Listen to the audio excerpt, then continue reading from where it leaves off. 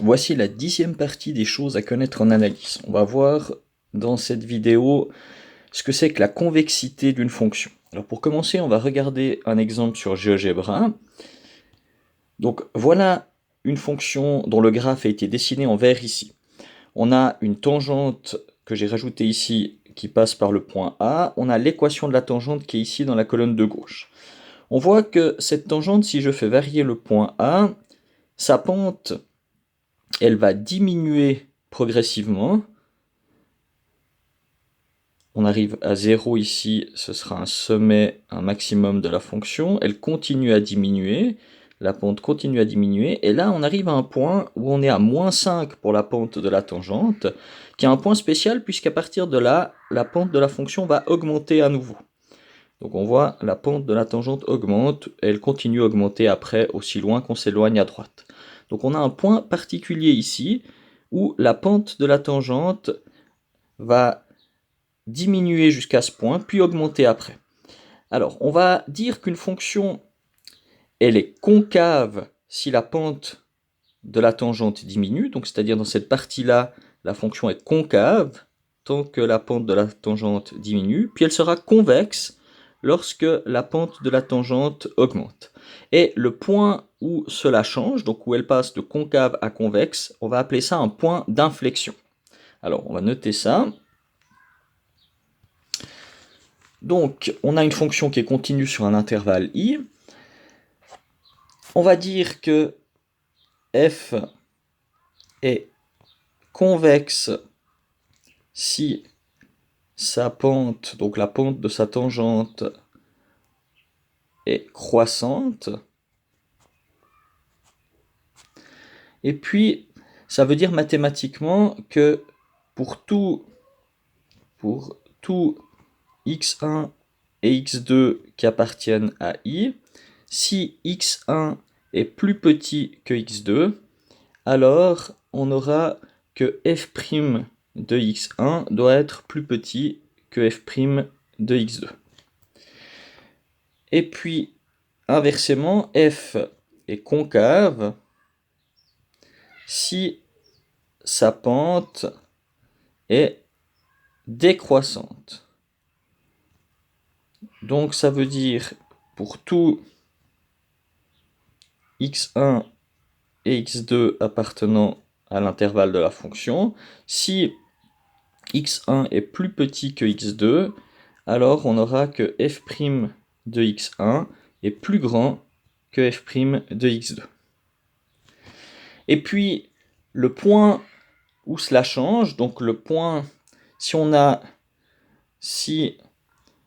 C est le point où on passe de concave à convexe ou de convexe à concave, alors ce point C est un point d'inflexion.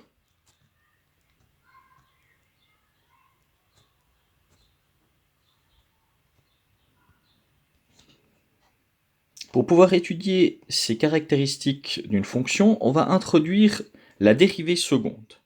Donc la dérivée seconde, ça veut dire c'est la dérivée de la dérivée. Donc on va dériver deux fois la fonction. On la note f double prime de x. Alors cette dérivée seconde, elle va nous être utile justement pour déterminer si une fonction est convexe, concave, et pour trouver les points d'inflexion. On aura que si f double prime de x est plus grand que 0, la fonction est convexe. Si f double prime de x est plus petite que 0, la fonction est concave. Et puis, si f double prime de x égale 0, alors x est un point d'inflexion. Donc, c'est-à-dire le point où on passe de concave à convexe ou de convexe à concave.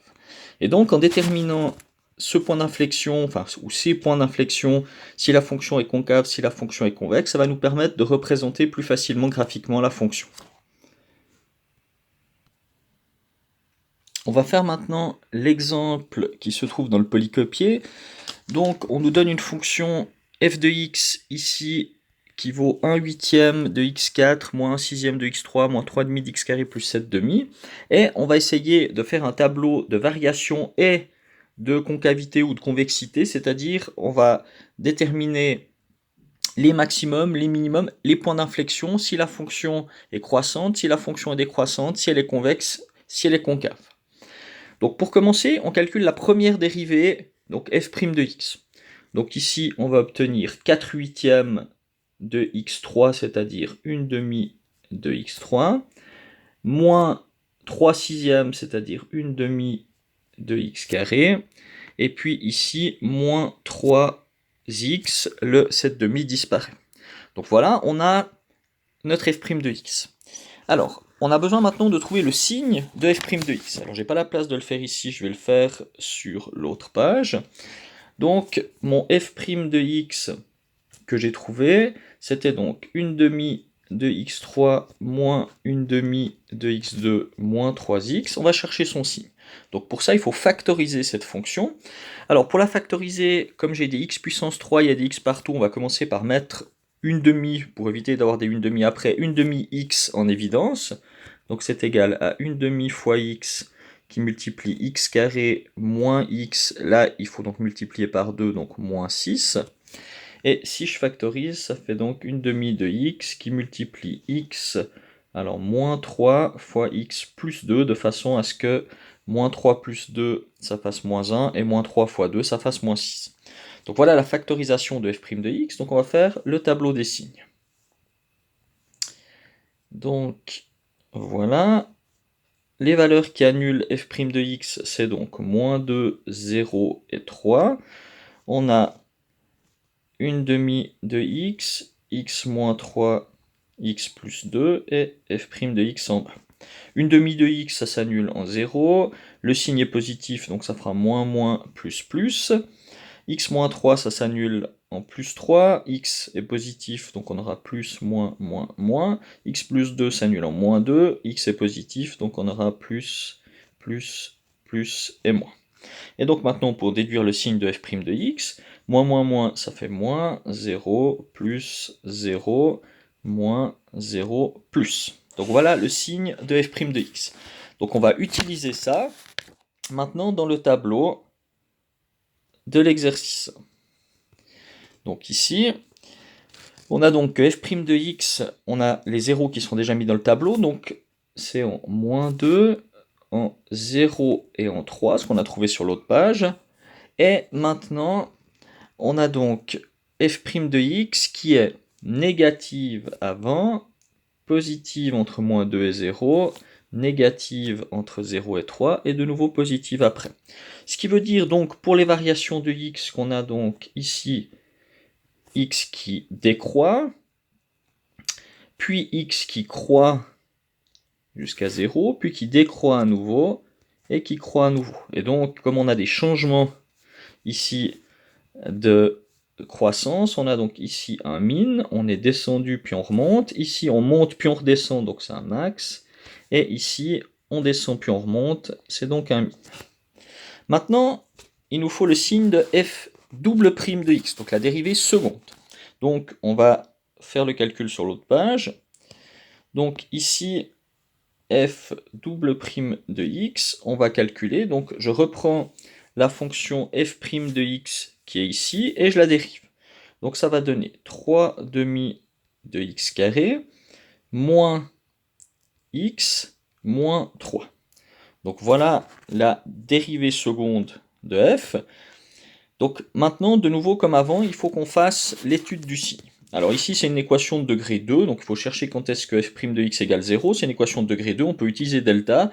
Je vous laisse essayer de le faire. Vous allez trouver les deux solutions. x1, vous allez trouver 1 moins racine de 19 sur 3. Et puis x2, vous allez trouver 1 plus racine de 19 sur 3. Ça vaut à peu près moins 1,12. et ça vaut à peu près 1,78. Donc voilà les deux valeurs qui annulent f double prime de x, donc ça veut dire les points d'inflexion. Si je fais le tableau des signes de ce f double prime, alors on a donc deux valeurs, c'est-à-dire à peu près moins 1,12 et à peu près 1,78 qui vont annuler cette dérivée seconde, donc 0, 0. Comme le coefficient de x carré était positif, la parabole elle est tournée comme ça, donc c'est plus, moins, plus. Donc voilà pour la dérivée seconde, on va mettre ça dans notre tableau. Donc ici, on a 0, c'était donc en à peu près, alors si j'écris, je ne sais pas si j'ai la place avec les racines, donc 1 moins racine de 19 sur 3, et puis ici, 1 plus racine de 19 sur 3. Donc ça, c'est les zéros de f double prime, la dérivée seconde. Et donc, si on regarde son signe, elle était positive avant ici, négative entre ces deux valeurs, et de nouveau positive après. Et donc, qu'est-ce qu'on en déduit au niveau de la concavité ou de la convexité? Donc ici, la dérivée seconde est positive. Donc, si la dérivée seconde est positive, ça veut dire que la pente augmente, donc la fonction, elle est convexe. Ici, on a un point d'inflexion. Je vais marquer juste I, j'ai pas la place de tout marquer, donc point d'inflexion. Ici, la dérivée seconde est négative, donc elle va être concave. Ici, on a un nouveau point d'inflexion. Et ici, elle est de nouveau convexe, puisque la dérivée seconde augmente.